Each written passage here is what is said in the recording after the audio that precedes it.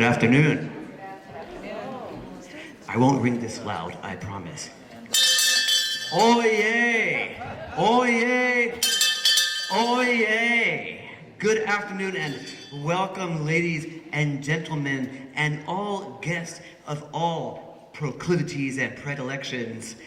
At a time when freedom of speech has come under attack in our schools, in our libraries, and in our nation's communities, it gives me great pleasure and some satisfaction to welcome to the podium today the historic Miss Anne Hutchinson.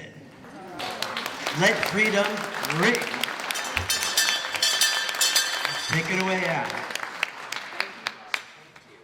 Oh my God, well listen, so I'm a little nervous actually, because usually I do, I have to keep it held on. Oh yeah, freedom of speech, but not that free. Keep it on. Keep it on my stand. Wonderful, all right, thank you. Over here, oh God, now it's getting real serious. Well, I'm just nervous because usually when I do stuff it's supposed to be funny, you know, but then I wrote a serious speech, okay? But clearly we need more seats here, so we need to burn the books. more seats, okay, but here's the serious, I'm gonna get serious now, okay? So, hello everyone, my name is Anne Hutchinson, the infamous free speaker from Contact Period, Massachusetts. Yes, I understand the scalloped headpiece would have been in style decades before my birth in 1591, but if hipsters can wear clothing from before their time, so can I, okay? And having gone through centuries of debate over what I am and am not allowed to be or be remembered as, I respect your right to have the opinion that I'm not Anne Hutchinson, but for better or worse, I'm the one who has the electrically enhanced speaking stick today, so my voice is at least louder than yours for the time being, okay? All right. There are many voices in America, and like society in general, there is a long history here of which voices are allowed and which aren't, though it would have been nice for humans to agree on what is allowed and what is not allowed to be said before AI started adding their. Is the possessive pronoun of AI there or its? I don't know. Anyway, though it would have been nice for humans to agree on what is allowed and what is not allowed to be said before AI started adding words to the fray, I learned from the lead librarian here at Provincetown Public Library, Nan Sinata, recently, that there has been a staggering increase in attempted book bans in the US over the last few years.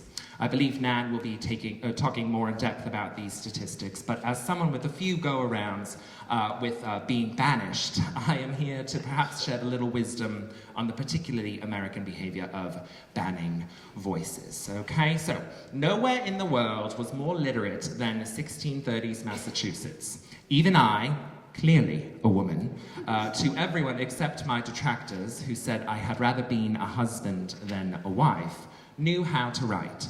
Even so, I've had to make do with my voice being added to history by some nameless, starstruck man scribbling away obsessively in the back during my now infamous court trials. Anyway, 1630s Massachusetts, the place of my great debut onto the historical stage, could also be seen, though it is a harder thing to measure, as the most restrictive of thought at the time period. So of course, Puritan Massachusetts was the perfect place for me to invite people over to my home on Thursday nights and talk shit about all the ministers. Am I going to heaven? Am I going to hell? Am I good? Am I evil? Without going into too much of a quagmire. In Puritan theology, these were the overwhelming questions a majority of humans asked themselves within the 17th century society, accredited with beginning the country we now see crumbling before our eyes today. Or burning, or sinking, choose your end times adventure, really, right? I know. 400 years later, am I evil? Am I going to heaven? Am I going to be cancelled? No. Am I evil? Am I damned? Are still very common questions in America. And just like 400 years ago, this fear of damnation leads all of us, some more than others, but all of us to concern ourselves with proper behavior. Proper behavior. Just like 400 years ago, this hellfire-driven concern with proper behavior leads some to try and appear as magistrates of the rules from above, so they can feel closer to whoever they imagine made the rules. Just like 400 years ago, this hellfire-driven concern with proper behavior leads others to be laden with worry about their own behavior. Is it wrong that I put on a dress? Was it wrong to hold his hand in that dress? Was it wrong that his hand slowly... Oh, no, sorry, wrong speech. I'm sorry, we're in a library and you're in a library. God. Again, without getting dragged down in Puritan theology, my answer in the 1630s to this spiral of worry on whether or not someone was damned or saved was to encourage people to seek a direct and personal experience with God. Forget the ministers, do you. And it was wonderfully freeing to have my own personal assurance with the cosmos. I was able to be comfortable as me.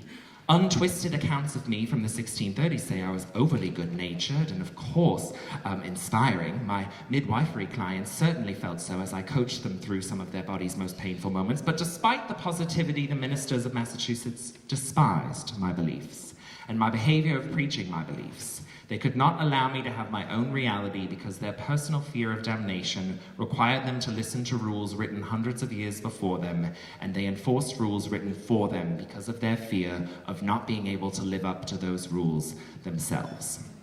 Anyway, fear of ourselves is very much old news, but we can only get rid of fear of ourselves by understanding ourselves. And we can only understand ourselves by absorbing perspectives outside of ourselves. Perhaps, if a certain book or two had been read by a particular person at certain moments in their life, they wouldn't walk around Provincetown all day in thrifted women's clothing from Chatham, taking on a British accent. Who knows? Okay. All right, I'm almost done. But anyways, though my words were infamously censored through a 1637 slander trial via judges that less than 25% of the population elected, my detractors failed to keep millions from connecting with my beliefs. One of the widest printed books of 1640s England was an account of the controversy my Massachusetts preaching caused. And in the 1850s, Ticknor, Reed and Fields would use the very plot of land upon which I preached to publish The Scarlet Letter, an American classic that Hawthorne would certainly admit was inspired by me. So as we read the following books today, which have been banned in one setting or another, let those who might disagree with their messages understand that messages only rise if not given the right to simply stand. It's just bookshelves. It's not like the characters are walking out of the books and speaking to an audience or anything. And on a final, most important, no, we're not doing that. Anyway, thank you. All right, all right.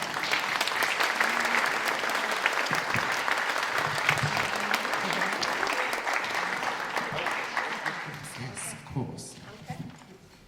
Okay, well, I could not explain book banning better, or censorship better than Anne just did. But I do have a few things to say about what's happening today in this country. First of all, today is the first day of Banned Books Week, which is a consortium, but I think it's pretty much led by the American Library Association. And the theme of Banned Books Week this year is Let Freedom Read, which is a wonderful thing, because books are being challenged or banned at a greater rate right now than they have ever been in this country. The American Library Association documents challenges to particular books and banning books. And a challenge is an attempt to remove or restrict books based upon the objections of a person or a group. A banning is when those materials are actually removed from a library or a school. Most often, teachers, librarians, and other officials fight the challenges and the books are not banned. That is changing, however. So, counting challenges and bannings, the American Library Association documented 1,269 demands to censor library books and resources in 2022. That's the highest number ever since they started keeping the statistics. It is twice the number in 2021. And 2021 was almost twice the number of 2020. So it is going up, not incrementally, but exponentially, sorry. And the vast majority of the titles are targeted because they are about LGBTQ plus people or Black, Indigenous, and people of color. You guys have, some of you have seen the flyer for the top 15 most banned books of 2022. Of the 15, the majority of them are either LGBTQ plus or people of color. Now that's not what they don't say. Oh, it's because people. It's not. They don't say it's because people of color in it. They say other things, you know. But that, you know. But they just happen to be about people of color. With the LGBTQ plus, they say because it has LGBTQ plus content. So I think we will leave statistics and such for now and move on to some readings. And the wonderful Giselle should come up and join us. Here she is. Fabulous Giselle. Do you want to read first, John? Do you want to read first? Since we've already taken so much. And if you would like to have a seat, feel free. And you go ahead, introduce the book, and tell people about it. Hi, how are you? I love a microphone. So the book I'm reading from today is by Jeanette Walls. It's The Glass Castle. It's not your quintessential book about LGBTQIA youth or people of color. It's more about child abuse and an alternative style of parenting. This one spoke to me because I see a lot of Jeanette's parents in my own parents. So it's, this actually was made into a movie. I don't know if anyone saw it, but I saw it and I was like, oh, that's my life, okay. So, oh, that was a lot more sad than I thought it would be. So, I'm gonna read an excerpt from this. And again, these parents I think are trying their best, but it's not quite the best, so it might be considered child abuse. And I know I look beautiful and gorgeous and stunning and perfect, but we all have our own flaws, so let me put these on so I can read to you. Oh, here we go. One-handed, okay, here we go.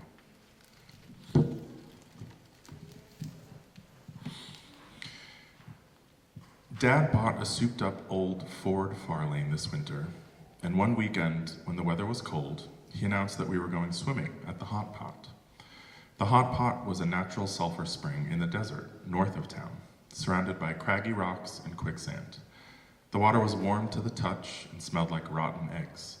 It was so full of minerals that rough, chalky encrustations had built up along the edges, like a coral reef. Dad was always saying we should buy the Hot Pot and develop it as a spa. The deeper you went into the water, the hotter it got. It was very deep in the middle. Some people around Battle Mountain said that Hot Pot had no bottom at all, and that it went clean through to the center of the earth. A couple of drunks and wild teenagers had drowned there, and people at the Owl Club said that when their bodies floated back to the surface, they'd been literally boiled. Both Brian and Lori knew how to swim, but I had never learned. Large bodies of water scared me. They seemed unnatural, oddities in the desert towns that we lived in.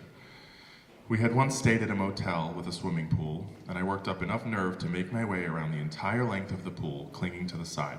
But the Hot Pot didn't have any neat edges like that swimming pool. There was nothing to cling to. I waded in up to my shoulders.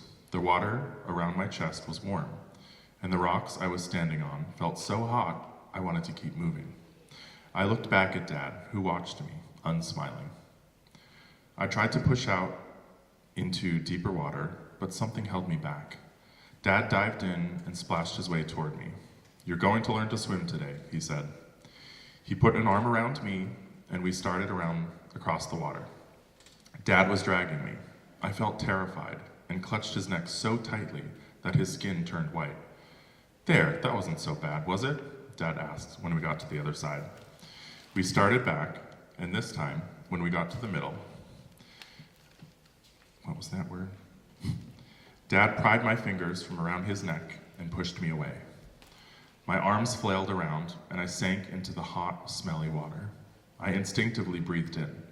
Water surged into my nose and mouth and down my throat. My lungs burned. My eyes were open, the sulfur stinging them, but the water was dark, and my hair was wrapped around my face, and I couldn't see anything. A pair of hands grabbed me around my waist. Dad pulled me into the shallow water. I was spitting and coughing and breathing in uneven, choking gasps. "That's okay," he said. "Catch your breath."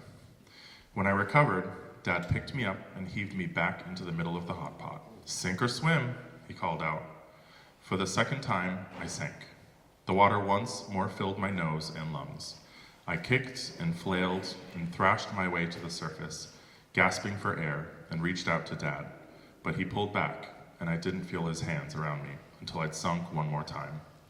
He did it again and again, until the realization that he was rescuing me only to throw me back into the water took hold. And so, rather than reaching for Dad's hands, I tried to get away from them. I kicked at him and pushed away through the water with my arms. And finally, I was able to propel myself beyond his grasp. "You're doing it, baby," Dad shouted. "You're swimming."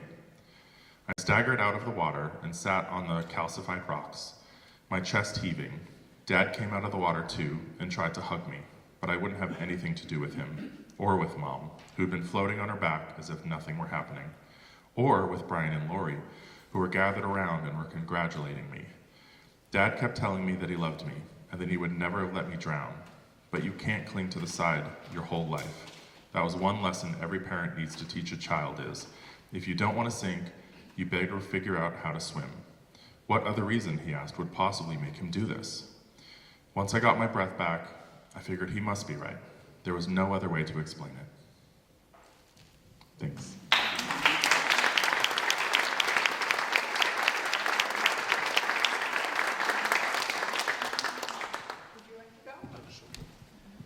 Yeah, I can go. And Mayhaps, get out here. Come on out here. I'm going to take the podium, and you come out here. This is Mayhaps, everyone.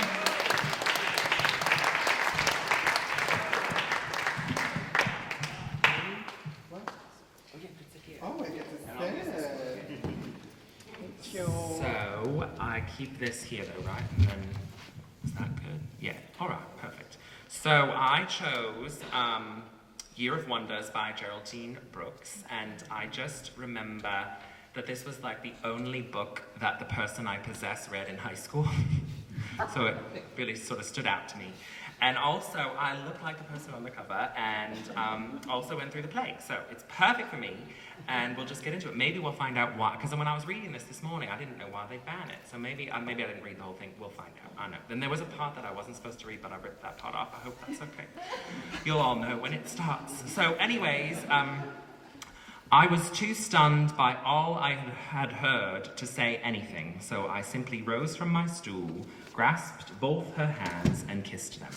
How little we know, I thought, of the people we live amongst. It is not as if, had you asked me, I would have claimed to fathom the thoughts and sentiments of those whose station in life was so far distant from mine. But in my own unexamined way, I had believed that working in their house and seeing to their needs, watching their comings and goings and their dealings with others, I had come to know them. How little, how very little that knowledge had really amounted to. Many things about the rector now seemed clearer to me, his physical strength, his easiness with all manner of trades and classes of people.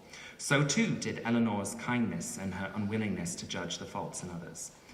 Eleanor embraced me, and I felt certain at that moment I would do anything for this woman, anything she asked of me. Good then, she said, drawing away, for there is much to do. Look at this. She reached into the pocket of her pinafore and pulled out a folded parchment. I have made a list of all who have succumbed so far to the plague and have laid it down upon a map of the dwellings in this place. From this, I believe, we can grasp how this pestilence spreads and to whom. Is the problem that the women are doing science? Is that why it was banned? I don't know. Anyways, there it was, our plague-scoured village, the names of all its 303 sorry souls pinned to the map like insect specimens on a board. Under the names of near 50, Eleanor had drawn a black line. I had not conceived that the sickness already had undone so many. The map showed it clearly, the way the contagion had spread out from my cottage, a starburst of death. Eleanor pulled on my sleeve, urgent. Look at the names of the victims. What is the first thing that you notice? I stared at the map dumbly. Can you not see the plague does not distinguish between man and woman, for each are fairly represented, oh, there's the band part, are fairly represented in the dead roll. But it does make a distinction. It selects the very young over the very old. Almost half of the dead here have been not yet 16 years of age. The rest are persons in their prime. None, as yet, have been silver hairs. Why, Anna, why? Here is what I think. I think the old in this village have lived long because they are good fighters of sickness, veterans, if you like, in the war against disease. So what must we do? We must arm the children, must make them stronger, give them weapons with which to fight. We have been trying in vain to cure the sick, and we have failed at it. Of all those who have gone the plague, only one, old Margaret Blackwell, has lasted more than a week with it.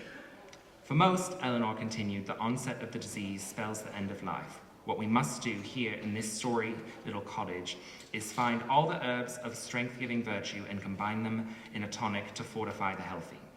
And so for the rest of that day, we poured through the books that Eleanor had carried from the rectory, looking first for the names of plants said to be strengthening for any of the main body parts the plague seemed to attack. It was tedious going, for the rectory's books were in Latin or Greek, which Eleanor had to translate for me. Eventually, we discovered that the best of them was a volume by one Avicenna, a Mussulman doctor who many years since had sat down all his learning in a vast canon. When we had the names of the plants, we went through the herb bunches, trying sometimes with great difficulty to match the descriptions in the books with the drying leaves and roots before us. Outside, we searched the now snow-blasted garden for any sturdy plants whose warts we could yet dig before the ground froze solid. By afternoon, we had assembled the weapons for our armory. Nettle for the blood, starwort and violet leaves for the lungs, silverweed to cool a fever, cress for the stomach, the warts of blowball for the liver, batweed for the glands, and vervain. Okay, so they're doing drugs. That's why it was done. I don't know. Anyways, I think we end there. That's where it says. So, all right.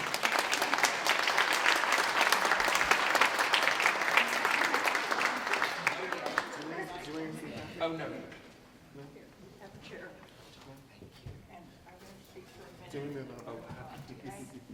Can we move this way? Just to rearrange it. Yeah, that's Look at us. the paper's here, everyone. We've got to. Oh, I'll be on thank the God. stage. Oh, that cord goes that way. Okay, I just wanted to let you know, I was gonna wait for people to ask why such and such was banned, but Year of Wonders by Geraldine Brooks, I just have to tell you, it was banned for witchcraft, madness, and repressed sexuality. Madness. Witchcraft, you know. It reminds me, I saw recently, because I was doing research on this, that the Harry Potter books were banned for, of course, witchcraft. But one of the things it says, it was the Long West, one of the things that it said was actual curses and spells. Because it contains actual curses and spells. So they believe it. Yeah, they believe in it. Yeah, exactly. Well, you know, as Anne explained it very well. So anyway, I wanted to say that the book that Anne just read, Year of Wonders by Geraldine Brooks, is the number 100 of the 100 most banned or challenged books in the U.S. And Geraldine Brooks, when that was announced by the American Library Association, Geraldine Brooks posted on social media, "I couldn't be more proud." So I think it might be time for some comic relief, or at least a little lightness. And for you, Oh, is that me? Yeah. I'm sorry, I didn't mean it that way. But for you, I have a book called James's New Dress. So Thank you. Thank you, James, for my new dress. Do I use the podium? Do we if you switch would places? like, to use the podium, that's great. And it's a little long, so maybe start there. Enjoy. Okay. Thank you. Thank you. Oh, from a kid who hated reading out loud, here we are. My waking nightmare. Oh, thanks for bearing with me. Yay! Here we go. Okay, so like we know, Jacob's New Dress is the name of the book. We start here. The next morning, should I do like teachers do? Right? Like they do like this, right? My mom was a grade school teacher. And the wife of a minister. We'll go into that later.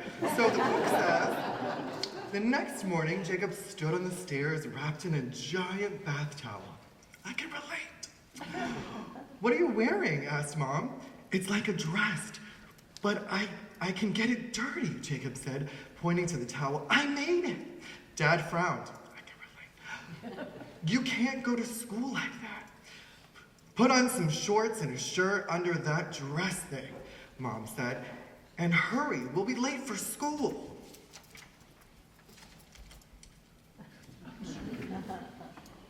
Should I read it and then show the picture? Is that what they do? Am I doing this backwards? Okay, that's how we learn. Here we go. What's that? Demanded Christopher. Jacob moves closer to his mom. Good morning, Christopher, said Jacob's mom. Jacob's wearing something new he invented. Isn't it nice? Christopher didn't answer. I want to dress like that, cried Emily. Where'd you get it? It's not a dress, said Jacob, glancing up at his mom. It's a dress thing. Jacob saw Emily smile and grinned back. I can make you one. See, now it's when we show the picture. See, it's the ballet ball at school. I can relate. The playground was full of laughter and running feet as the children played tag. Christopher sneaked up, yanked off Jacob's towel, and ran away whooping. Christopher is mean, hissed Emily. Jacob watched Christopher wave the towel like a captured flag and started to cry. Oh no, look at Christopher, he's so mean. Oh. How was school today? Mom asked. Christopher stole my dress thing, said Jacob. The tears flooded back. Mom hugged Jacob. I'm sorry. Christopher's not always a good friend. Mom, whispered Jacob, can you help me make a real dress? Mom didn't answer. The longer she didn't answer, the less Jacob could breathe. But she did hug him, so I guess that's the positive. Let's get the sewing machine, she said finally. Jacob felt the air of relief in his body. He grinned. Mom smiled back. There are all sorts of ways to be a boy, she said, right? Here they are sewing. I can relate. Thank you for picking this book. It's like you know me. Dad looked up from his book. Mom and I made a dress, said Jacob quietly. Dad studied the dress. Jacob started to get that can't breathe feeling again. I can see you worked hard on that dress, said Dad. Are you sure you want to wear it to school? Jacob nodded. Dad nodded back and smiled. Well, it's not what I would wear, but you look great. There's hope. Yay. Jacob skipped up the front walk to school. He found Emily inside and showed her his new dress. They found matching colors in their clothes and laughed. Purple and white. Do you want to play dress up? Asked Emily. No monkey bars. Together, they ran out to the playground. Look at them having fun. The joys of being a child. My mom and I made this dress, Jacob said proudly at circle time. We used her sewing machine. That's wonderful, said Miss Wilson. Was the sewing machine hard to use? Why does Jacob wear dresses? Interrupted Christopher. Miss Wilson paused. I think if Jacob wears what he's comfortable in, just like you do. Not very long ago, little girls couldn't wear pants. Can you imagine that? Christopher shook his head. I asked my dad, and he says boys don't wear dresses. Jacob rubbed the hem of his dress, looking at the little stitches he'd sewn himself. He could hear Miss Wilson and the other kids talking, but their words sounded far away. We all remember circle time.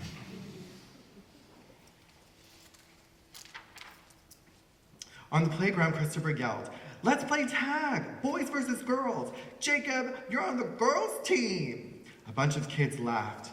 Jacob felt his dress surrounding him like armor, soft, cottony, magic armor. Yay, Jacob. Right? Christopher, I made this dress. I'm proud of it, and I'm going to wear it. And you know what else? Jacob tagged Christopher. You're it! Jacob sprinted across the playground and his dress spreading out like wings. Look at him go! He's winning! Thank God! Oh, and then there's the whole dedication. Oh, we did it! Oh, he won!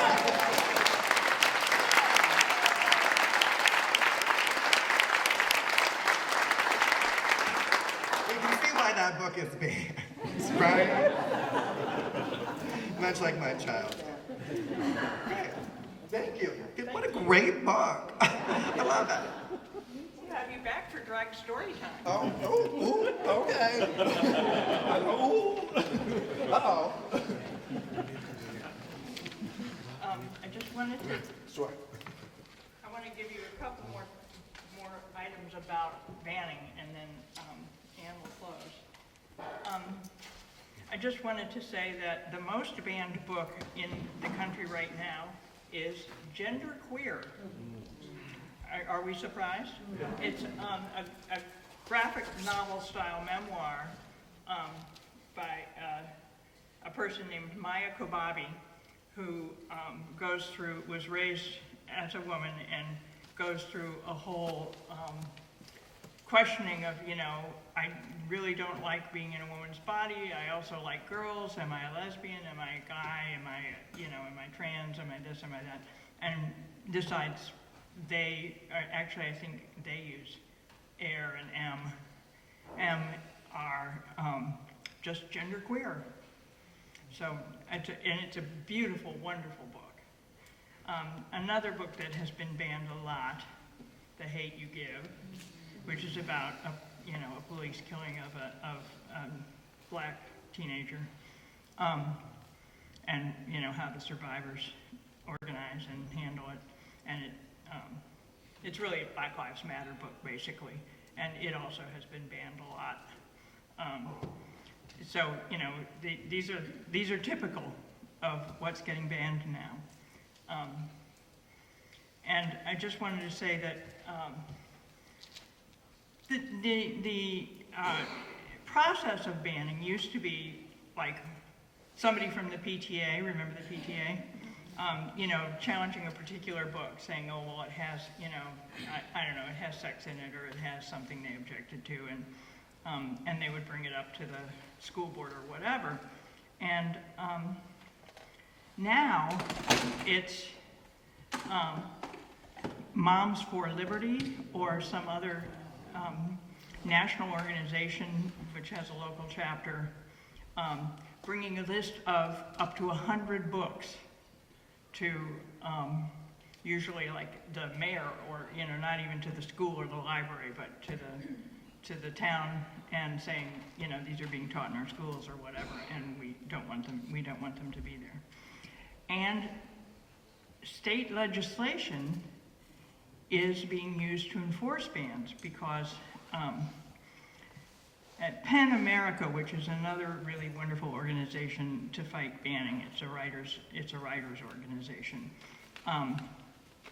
said that almost 75% of the challenges to and bannings of books now are from these kind of organized efforts of this sort. And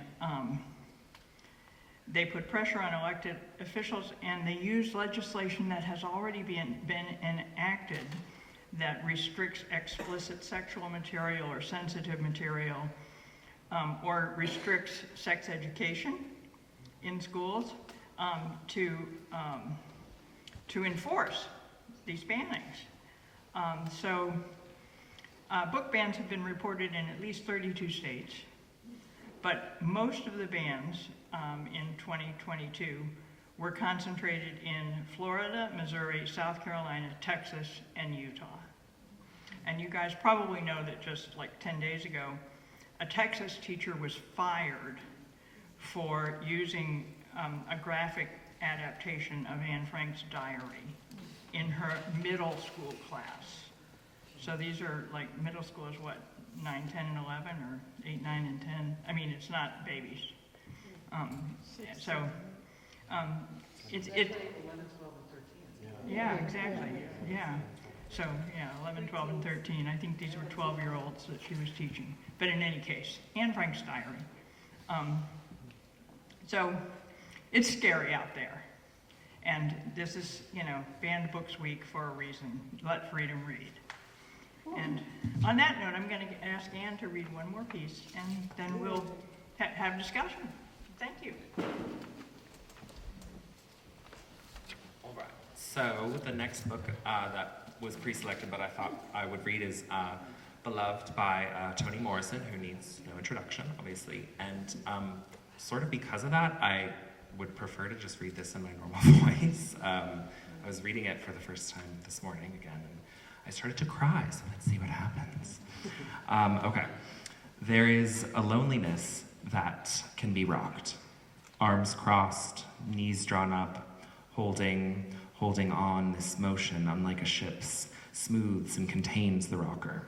It's an inside kind, wrapped tight like skin. Then there is a loneliness that roams. No rocking can hold it down. It is alive, on its own, a dry and spreading thing that makes the sound of one's own feet going seem to come from a far-off place.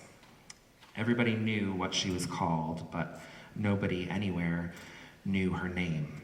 Disremembered and unaccounted for, she cannot be lost because no one is looking for her. And even if they were, how can they call her if they don't know her name? Although she has claim, she is not claimed.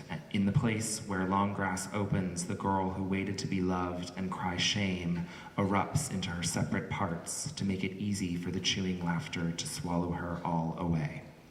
It was not a story to pass on. They forgot her like a bad dream. After they made up their tales, shaped and decorated them, those that saw her that day on the porch quickly and deliberately forgot her. It took longer for those who had spoken to her, lived with her, fallen in love with her, to forget until they realized they couldn't remember or repeat a single thing she said, and began to believe that, other than what they themselves were thinking, she hadn't said anything at all. So in the end, they forgot her too. Remembering seemed unwise. They never knew where or why she crouched or whose was the underwater face she needed like that, where the memory of the smile under her chin might have been and was not, a latched, and lichen attached its apple-green bloom to the metal. What made her think her fingernails could open locks the rain rained on? It was not a story to pass on. So they forgot her, like an unpleasant dream during a troubling sleep. Occasionally, however, the rustle of a skirt hushes when they wake, and the knuckles brushing a cheek in sleep seem to belong to the sleeper. Sometimes the photograph of a close friend or relative looked at too long shifts, and something more familiar than the dear face itself moves there. They can touch it if they like, but don't, because they know things will never be the same if they do. This is not a story to pass on. Down by the stream in back of 124, her footprints come and go. They are so familiar. Should a child, an adult, place his feet in them, they will fit. Take them out and they disappear again, as though nobody ever walked there. By and by, all trace is gone, and what is forgotten is not only the footprints, but the water too, and what is down there. The rest is weather. Not the breath of the disremembered and unaccounted for, but wind in the eaves, or spring ice thawing too quickly, just weather. Certainly no clamor for a kiss. Beloved.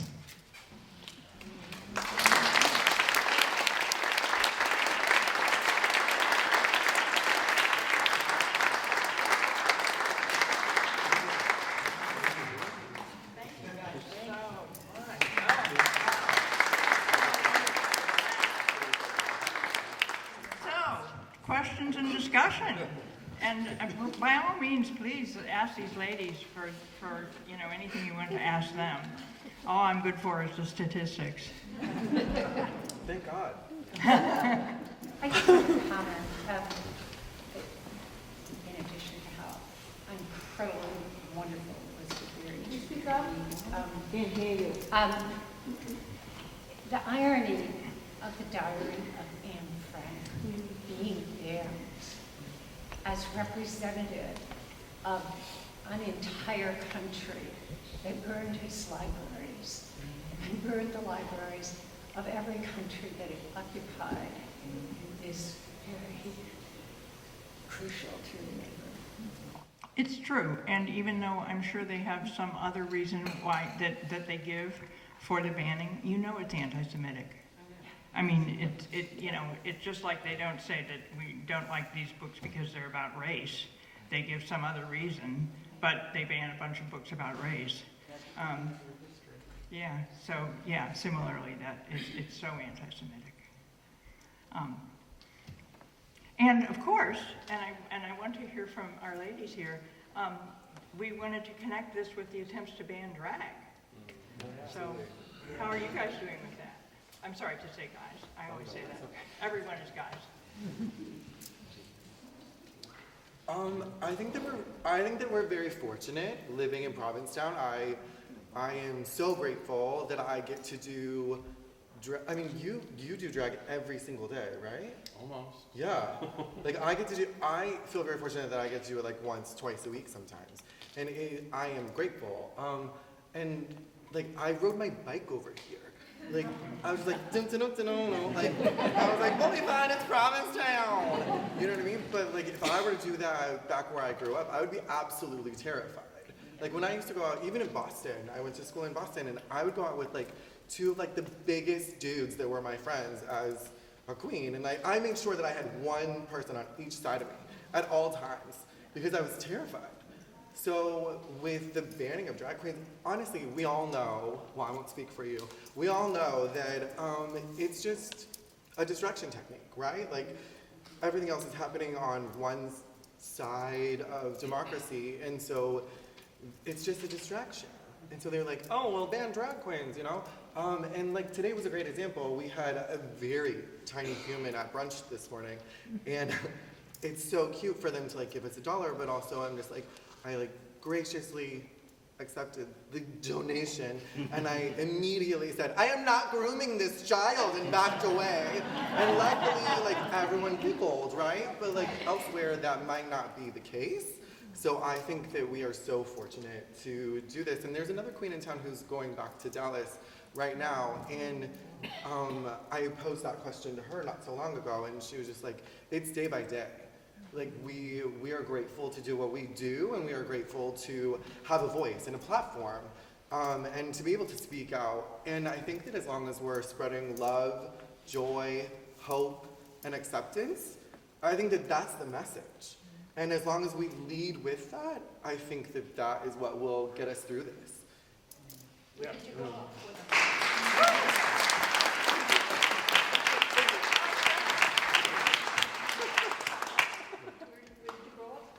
I grew up in Southern California. Yeah, my father was a preacher. You know those scary Christians in the subway that scream at you, like, repent, God is coming? That was my household. Yeah, so we've come a long way. Yeah. Yep, surprise. And I think the ban on drag is, like she said, it's a distraction technique, right? Like people say we're grooming children, but like we would love to brush their hair. I know. Absolutely. But like it's when it comes down to it, we're literally putting on pretty clothes and we're lip syncing or singing to our favorite songs, and we're just collecting some money from you if you want to give it to us. It has nothing to do with children. I personally don't want children at my drag shows. I don't like them.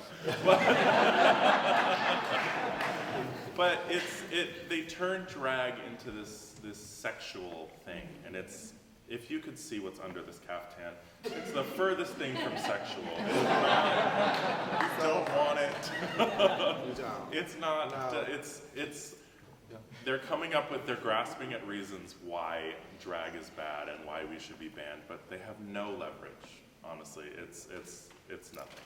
Beyonce goes on stage and wears less clothing than I wear on stage, so. Not saying ban Beyonce, don't ban Mother.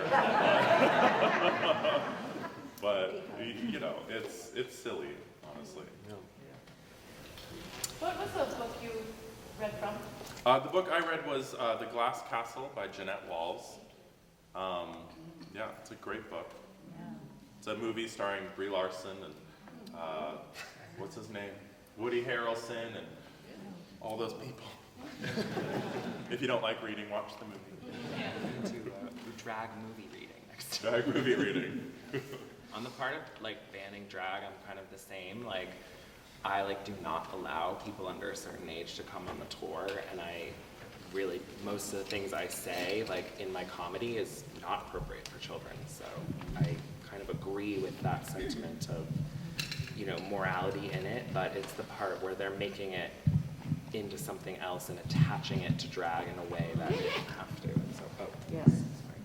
Are you done now? I'm done now that I Thank you.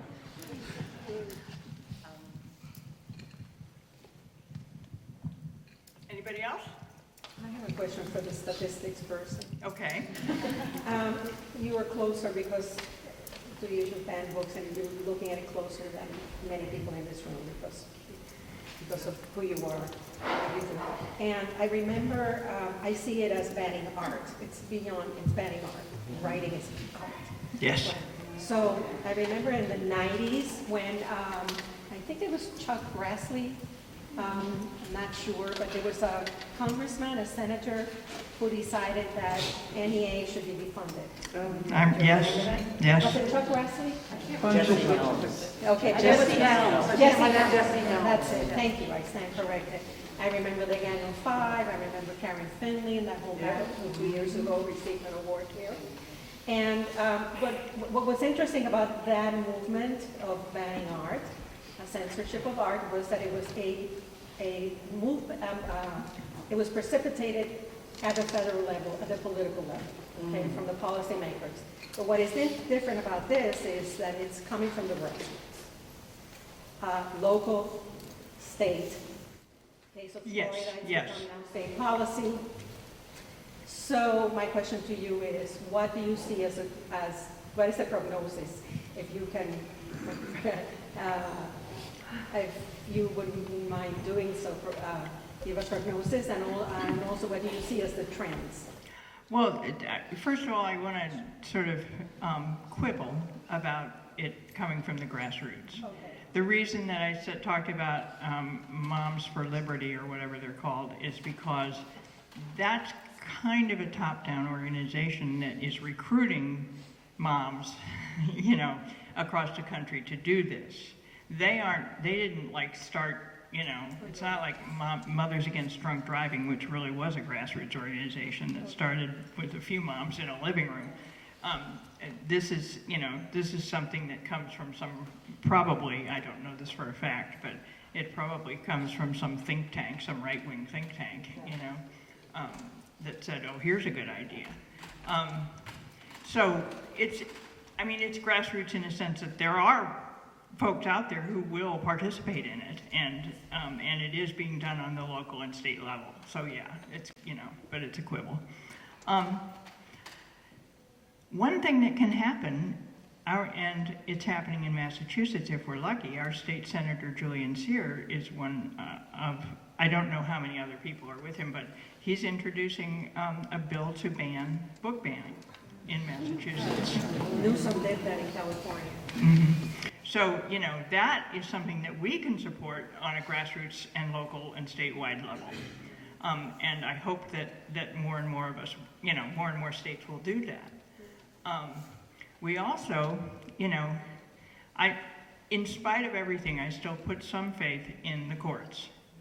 And in, you know, because I do think that the Constitution is brilliant, and it divided the powers brilliantly, and there's still recourse in the courts for this.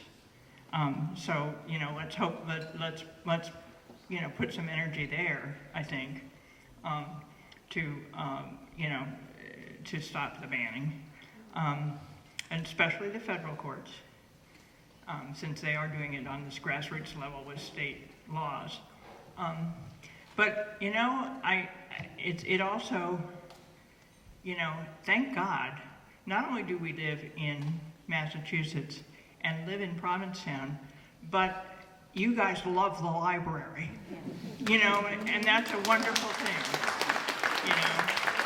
So, at some level, just that kind of public support for your librarians is enough, you know, and that's and we have that, you know.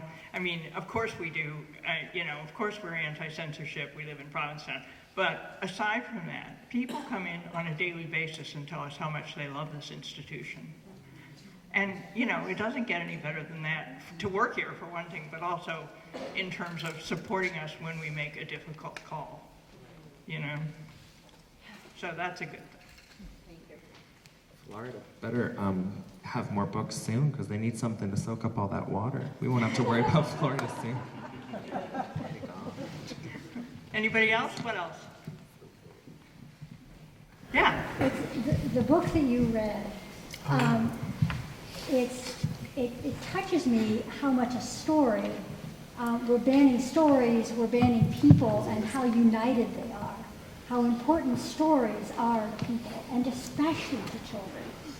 And that both the people and the stories that we're banning are so crucial to our diversity, our tolerance, our allowance, our friendships, our society. So it doesn't surprise me that the books and the people are united in that kind of a way, in the minds of the people that are trying to ban things. Yeah, absolutely. I think that it comes down to knowledge is power. And if you have knowledge at your fingertips, then you have power. And so how do we take away power? We take away knowledge. And imagination is power. And Amen. art is power. Yes. And Agreed. the book is power. Yeah.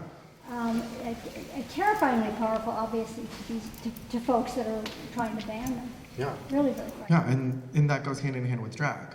It's imagination, it's art, it's creativity. It's one of my friends said that some of the hardest working artists in Provincetown are drag queens. Because this morning I spent 2 hours on this face. It looks like it took 30 minutes. I'm aware, but I spent 2 hours, and I am grateful. I love the getting ready process, and it'll take me 30 seconds to wipe this off with some baby oil and a wet wipe. You know what I mean? So to spend 2 hours on a canvas and then to just smear it all away and watch it go down the sink, that's art. But I know that that's what I'm getting myself into. So in terms of like a book being art or a queen being art, I think that you're exactly right to just further your point. I agree with you. It is art all around. And again, I think that goes back to knowledge is power and creativity and imagination. I think that that's what scares people. If you can't put people in a box, I think that bleeds into gender. I mean, people are so afraid of it because they like boxes. And I'm a very type A person. I love a box and a bag within a bag. But like we also love that fluidity of all of those different things. Like why, yes, we grew up with different boxes, and yes, we grew up with this and that and this, but as we grow and learn and gain knowledge, then what's so difficult about change? Why can't we grasp that? And I agree with you. I think that it comes down to all of those things. Yeah, knowledge, power, art, imagination. Yeah. And May, about the book that you read, I thought I was hearing some identification with young Jacob. Was I? Oh yeah, absolutely. Yeah. I mean, in terms of like grooming, I'll try to make this short. I was 4. It was Christmas, and my mom and I were decorating the house. The Christmas tree skirt came out, and honey, that fit around my tiny waist, and I twirled through the living room. Honey, I was living my best life. My mom was very busy. She was decorating and making cookies. She was lovely. My father got home early from work that day, and it was very much like a, what in the world? And all of this sudden, I couldn't breathe, and I didn't understand why he didn't find the joy that I found. Like, look at how this is moving, and look what the wind does, and look at if I run where it goes, and if I stop it swishes. Like, isn't this amazing? He did not find it amazing. So yes, I definitely identified with that, and I grew up as again, keeping it short. I grew up as a dancer, and there were no costumes for guys. So my mom made so many of my costumes. And so like I would sit there and like try things on, and like she would sew on the sewing machine, and like she taught me a couple things, but I found it more as like a bonding time. So yeah, I definitely identified with that book for sure. Good. Yeah. I love how that like came about. I just want to express my appreciation and my gratitude that the three of you came today, considering the climate around the country. And I think for me, coming from Massachusetts, I think we get very complacent. And I find myself, I see this all in the news, and I'm horrified by these banning of books and these drag shows and the attacks. And again, from Massachusetts, you're like, yeah, well, it's Massachusetts. But, I read recently that, Nan mentioned the number of states that these books are being banned in. Massachusetts is on that list. The challenges to books, Massachusetts is high on that list. So we tend to forget that. So to see that this group is here today is really heartening because I see that people aren't complacent. Even in Massachusetts, and the three of you are standing up to, put that message out and fight this. So again, I salute you.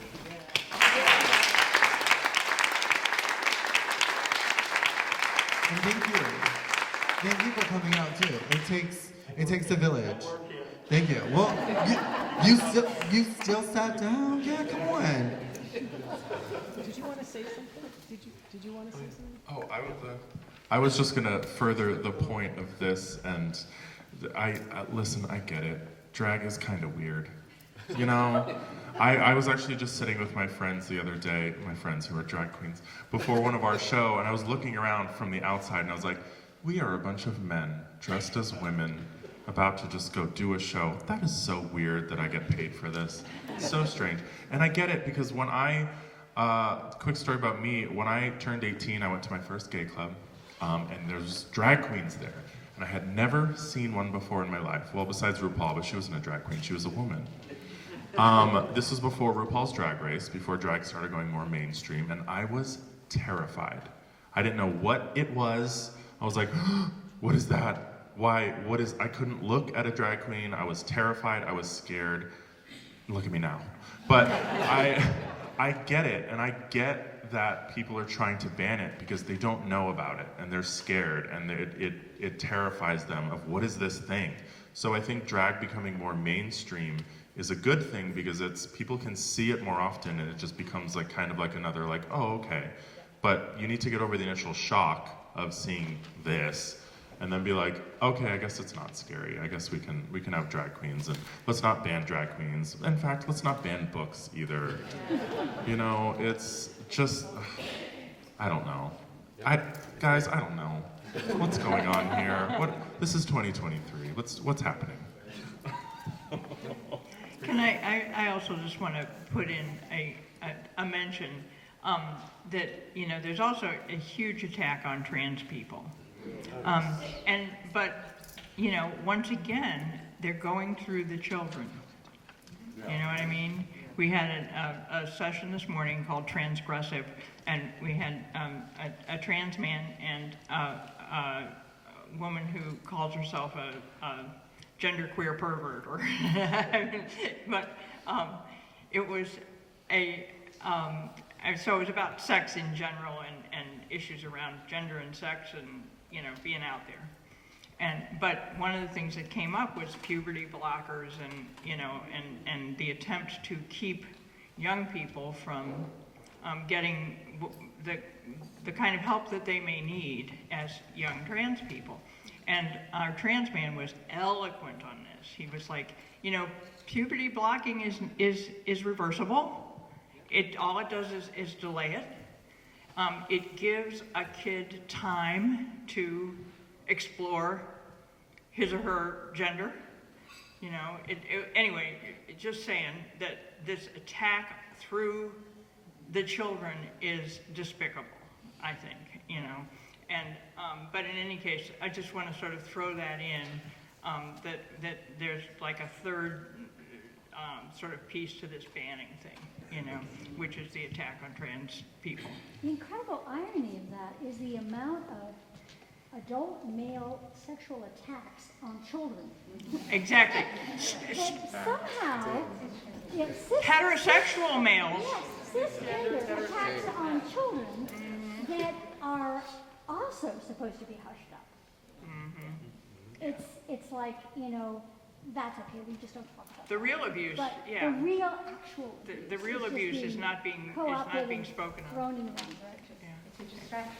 Well, the attack on trans and LBGT is obviously to deflect and to distract from what we're just talking about. Right. That it's The actual power heterosexual differentials and abuse that are males, going right? on. So that's what that's all.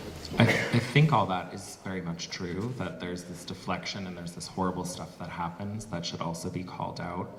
However, I think one thing, and I think there was a question about how to move forward, and I liked what you were saying about, like, yeah, drag is weird. I think there is a large group of people who are on the conservative side who truly believe that they are doing the right thing, and I think it's easy in province towns to sort of be in this bubble and never have a conversation with someone who completely, and it's impossible to sometimes have a conversation with these people, but I think part of what I was trying to say in the beginning is that sort of human fear of damnation. We all have it. And so sort of crossing over that and trying to share with these people who are in their own way genuinely concerned for children, you know, whether that's a conversation about like, okay, you think I'm hurting your child by this genderqueer book, well, how are you hurting your child to not allow them to read this book? You know, I don't know what that conversation is, but I think there is an importance in remembering that some of these people really do think that they're doing the right thing, which is the scariest part. But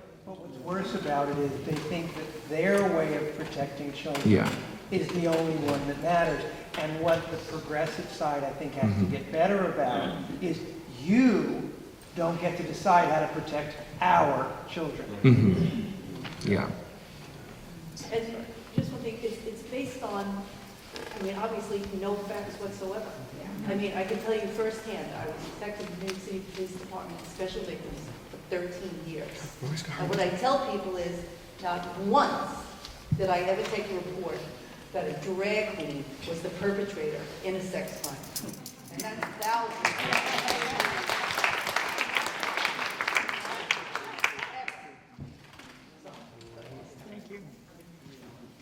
You know, I just wanted to say one thing. I live in Jamaica Plain when I'm not living in Truro. And Jamaica Plain's like, I don't know, for people who know Boston, it's like one of the queer cores of Boston. And our library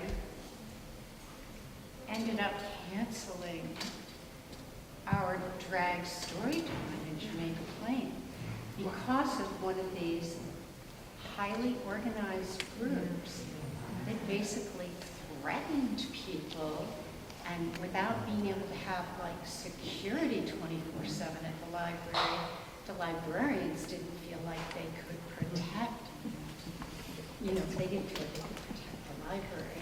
And I just want to say, for that to happen in Jamaica Plain, I mean, along with the neo-Nazi demonstrations, but just to be aware of what's happening in your library is just a step everybody can take.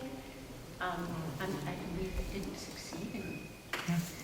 And just a footnote to that, when we originally thought we would have a drag story time instead, and I'm very happy that we went with this instead, but nevertheless, when I first said maybe we should do drag story time, someone said, I hope you'll coordinate with the police. And I went, oh. Yes, we will, but yeah. I wonder why that story is not on Chronicle, what you just told. Very good I said, question. oh, it was? Oh, then I was still on. Okay. I mean, I just live in the glad. neighborhoods, yes, but. I'm glad. Okay, I don't want to leave on a negative note, so have we got That's anything what I was else trying to do. yeah. So, my husband and I come from Boston for this every year, as Nan knows. We're kind of almost known with them as the people who come in. First of all, this is the best festival yet. We've been to every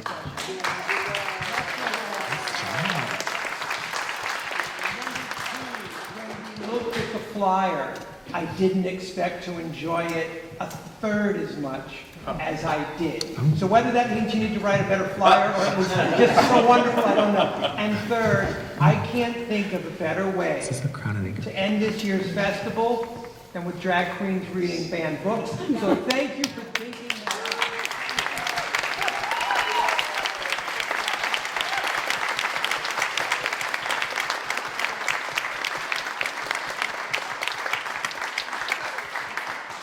So Giselle and Mayhaps and Ann Hutchinson, thank you very much. Thank you.